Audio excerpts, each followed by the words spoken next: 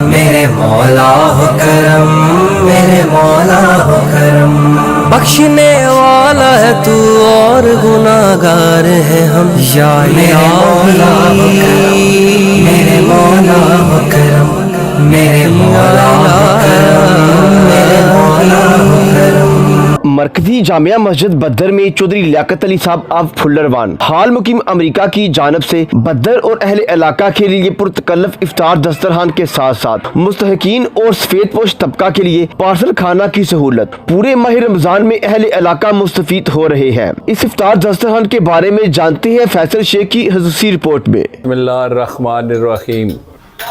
ਅੱਜ ਅਸੀਂ ਆਪਣੀ ਜਾमिया मस्जिद ਦੇ ਵਿੱਚ काफ़ी लोग इकट्ठे कीते आए सन और सब लोगों ने इत्थे इफ्तारी की है। मैं भी अज हाज़री दी है, लेकिन मैं ये बड़ी खुशी नाल ये बात बयान करांगा कि ये जिहड़ा किस्सा सी एक कारी साहब तावला ने शुरू किया और उस वक्त क्या होंदा सी कि कोई एक दिन मेरी वारी आ गई, एक दिन इन्हां दी वारी आ गई, एक दिन उन्हां दी वारी आ गई। लेकिन अज पिछले साल तो बदस्तूर चौधरी लियाकत साहब अमरीका तो सारा खर्चा भेजते हैं।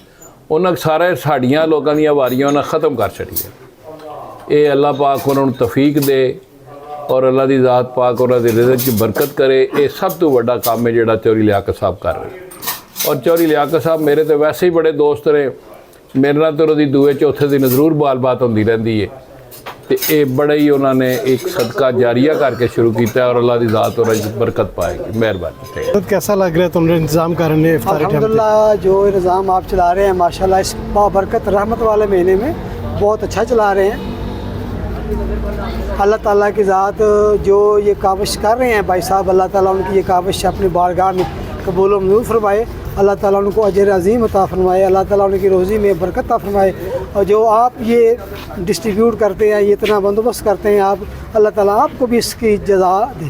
इस बाबरकत रहमत वाले महीने में अल्लाह ताला सब पे करम फरमाए। आमीन। की नाम है ਤੁਹਾਡਾ? मेरा नाम फाकस है। अच्छा जी। ਜਿਹੜੀ ਇਹ ਇਫਤਾਰੀ ਹੈ जी ਕਿੰਨੇ ਦਿਨ ਤੋਂ ਪ੍ਰੋਗਰਾਮ ਜਾਰੀ ਹੈ? ਇਹ पूरा महीना इंतजाम ਹੁੰਦਾ ਅਫਤਾਰੀ ਦਾ। ਇਫਤਾਰੀ 'ਚ ਕੀ ਹੁੰਦਾ ਹੈ? ਅਫਤਾਰੀ 'ਚ ਰੋਟੀ ਹੁੰਦੀ ਹੈ, ਚਾਵਲ ਹੁੰਦੇ ਨੇ, ਬਸ ਸਾਲਨ ਹੁੰਦਾ ਨਾਲ, ਕਦੇ ਚਾਵਲ ਹੋ ਗਏ ਖਾਲੀ। ਤੇ ਕਿੰਨੇ ਕੁ ਬੰਦੇ ਵਾਸਤੇ ਖਾਣਾ ਹੁੰਦਾ ਹੈ? ਖਾਣਾ ਤੇ ਕਾਫੀ ਤਾਦਾਦ ਜਿਹੜੀਆਂ ਨੇ ਲੈ ਕੇ ਜਾਂਦੀ ਹੈ ਪੂਰਾ ਮਹੀਨਾ। ਜਿਹੜਾ ਤੁਸੀਂ ਖਾਣਾ ਲੈ ਕੇ ਜਾ ਰਹੇ ਹੋ ਜੀ। ਇਹ ਘਰ ਦੇ ਕਿੰਨੇ ਜੀਆਂ ਵਾਸਤੇ ਹੁੰਦਾ? ਅਸੀਂ 5 ਜੀ ਕਰਦੇ ਜਿਹੜੇ। ਜੀ ਪੂਰਾ ਹੋ ਜਾਂਦਾ ਹੈ? ਘੱਟ ਜਾਂਦਾ ਹੈ? ਵੱਧ? ਜੀ ਪੂਰਾ ਹੋ ਜਾਂਦਾ, ਸ਼ੁਕਰ ਅਲਹਮਦੁਲਿਲਾ। ਕੀ ਕਹਿਣਾ ਚਾਹੋਗੇ ਉਹਨਾਂ ਬੰਦਿਆਂ ਨੂੰ ਜਿਹੜੇ ਬੰਦੇ ਇੰਤਜ਼ਾਮ ਕਰਦੇ ਨੇ? ਅੱਲਾਹ ਪਾਕ ਇਹਨਾਂ ਨੂੰ ਹੋਰ ਜ਼ਿਆਦਾ ਦੇ, ਅਸੀਂ ਇਹ ਦੁਆ ਕਰ ਸਕਦੇ ਹਾਂ ਜੀ ਅੱਲਾਹ ਪਾਕ ਇਹਨਾਂ ਨੂੰ ਅਜਰ ਦੇ ਔਰ ਬਹੁਤ ਜ਼ਿਆਦਾ ਦੇ। ਤੁਹਾਡਾ? मेरा नाम मोहम्मद इस्माइल, ਕਿਹੜੀ ਜਗ੍ਹਾ ਦੇ ਹੋ? ਅਸੀਂ ਭੱਦਲ ਦੇ। ਅੱਛਾ ਅੱਛਾ। ਕਿੰਨੇ ਦਿਨ ਹੋ ਗਏ ਨੇ ਰੋਜ਼ ਇਫਤਾਰੀ ਦਾ ਇੱਥੇ ਇੰਤਜ਼ਾਮ ਹੋ ਰਿਹਾ ਹੈ? ਸਾਨੂੰ ਸਾਰੇ ਅਫਤਾਰ ਅੱਛਾ ਅੱਛਾ। ਕੀ ਹੁੰਦਾ ਹੈ ਇਫਤਾਰੀ ਵਿੱਚ? ਅਫਤਾਰੀ ਦਾ ਸ਼ਾਨ ਦੀ ਅੱਛਾ ਅੱਛਾ, ਮਾਸ਼ਾਅੱਲਾ। ਕੀ ਕਹੋਗੇ ਜਿਹੜੇ ਬੰਦੇ ਬੰਦੋਬਸਤ ਕਰਦੇ ਨੇ ਉਹਨਾਂ ਵਾਸਤੇ? ਦੁਆ ਕਰਾਂਗੇ। ਕੀ ਦੁਆ ਕਰੋਗੇ ਉਹਨਾਂ ਵਾਸਤੇ? ਅੱਲਾਹ ਪਾਕ ਇਹਨਾਂ ਨੂੰ ਤੰਦਰੁਸਤੀ ਦੇ। ਲੋਕ ਅੱਲਾ ਦੀ ਰਜ਼ਾ ਵਾਸਤੇ ਕੰਮ ਕਰਦੇ ਨੇ, ਇਹ ਬੜੇ ਖੁਸ਼ ਨਸੀਬ ਲੋਕ ਹੁੰਦੇ ਨੇ। ਇਹ ਅੱਲਾ ਪਾਕ ਉਹਨਾਂ ਨੂੰ ਚੁਣ ਲੈਂਦਾ ਹੈ। ਇਹ ਲਿਆਕਤ ਸਾਹਿਬ ਜੇ ਲੋਕ ਜਿਹੜੇ ਨੇ ਬੜੇ ਅਜ਼ੀਮ ਲੋਕ ਨੇ ਔਰ ਇਸ ਤਰ੍ਹਾਂ ਦੇ ਹੋਰ ਵੀ ਕਾਫੀ ਲੋਕ ਨੇ ਇਸ ਇਲਾਕੇ ਦੇ ਵਿੱਚ। ਇਹ ਜਿਸ ਤਰ੍ਹਾਂ ਹੁਣੇ ਮੈਂ ਸੁਣਿਆ ਕਿ ਲਿਆਕਤ ਸਾਹਿਬ ਰਮਜ਼ਾਨ ਫਸਟ ਤੋਂ ਲੈ ਕੇ ਫੁੱਲਰਵਾਨ ਦੇ ਰਹਿਣ ਵਾਲੇ ਪਹਿਲੇ ਰਮਜ਼ਾਨ ਤੋਂ ਲੈ ਕੇ ਤੇ ਹੁਣ ਤੱਕ ਇਫਤਾਰੀਆਂ ਦਾ ਸਿਲਸਿਲਾ ਜਾਰੀ ਰੱਖਿਆ ਹੈ। ਤੇ ਮੈਨੂੰ ਮਸਜਿਦ ਨਬਵੀ ਦਾ ਮੰਜ਼ਰ ਯਾਦ ਆ ਗਿਆ। ਮੈਂ ਅੱਗੇ ਕਹਿ ਕੇ ਮਦਨੀ ਦਸਤਰਖਾਨ ਲੱਗਿਆ। ਲਿਆਕਤ ਸਾਹਿਬ ਕਿਆ ਬਾਤ ਹੈ। ਅੱਲਾਹ ਪਾਕ ਸਾਨੂੰ ਵੀ ਇਹੋ ਜਿਹੇ ਕੰਮ ਕਰਨੇ ਦੀ ਤੌਫੀਕ ਦਵਾਏ, ਤੁਹਾਡੇ ਨਕਸ਼ੇ ਕਦਮ ਤੇ ਚੱਲਣੇ ਦੀ, ਬਲਕਿ ਸਾਰਿਆਂ ਸਾਥੀਆਂ ਨੂੰ। ਤੇ ਕਮਾਲ ਦਾ ਕੰਮ ਹੈ ਅੱਲਾ ਦੀ ਮਖਲੂਕ ਨੂੰ ਖਾਣਾ ਖਵਾਉਣਾ। ਇਹ ਵੀ ਤੁਸੀਂ ਸੁਣਿਆ ਹੋਵੇਗਾ ਵਰਲਡ ਤੇ ਇੱਕ ਜੁਮੇ ਦੀ ਨਮਾਜ਼ ਹੋਈ ਜਿਸ ਤਰ੍ਹਾਂ ਬੜਾ ਅਜ਼ੀਮ ਲੋਕ ਹੈ, ਮੈਨੂੰ ਉਹਨਾਂ ਦਾ ਨਾਂ ਨਹੀਂ ਯਾਦ ਆਉਂਦਾ ਪਿਆ। ਤੇ ਉਹਨਾਂ ਆਏ ਜੁਮੇ ਪੜ੍ਹਨਾ, ਪੂਰੀ ਦੁਨੀਆ ਤੋਂ ਲੋਕ ਉੱਥੇ ਗਏ ਜੁਮਾ ਪੜ੍ਹਨ ਵਾਸਤੇ। ਤੇ ਉਹਨਾਂ ਨੇ ਖੁਤਬੇ 'ਚ ਕੀ ਕਿਹਾ ਜੀ?